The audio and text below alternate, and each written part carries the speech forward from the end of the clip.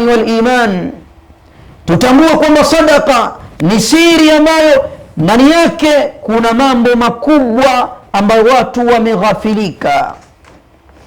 Lakini tumsikilizeni Allah jalla fi ula ndani ya Qur'ani katika suratul Baqara ameeleza uzito wa mtu kujitolea mali yake, na amewapa amri waumini waweze kutoa mali zao kwa ajili yake Allah jalla fi ula.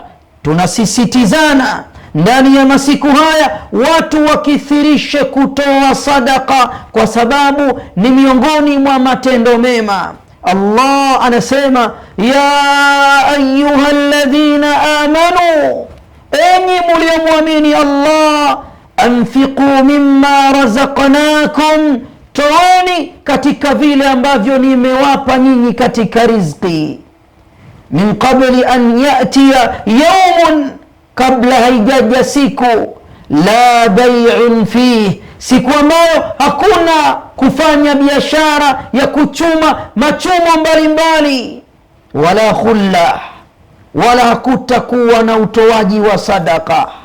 Allahu jalla fi ula anawahimiza waumini kwamba watoe kile ambacho Allah amewapa kabla haijaja siku ambayo ni yaumul qiyama, ni siku ya Kiyama ambayo hakutakuwa na uchumaji, ima kufanya biashara, na vile vile hakutakuwa na utoaji wa sadaka.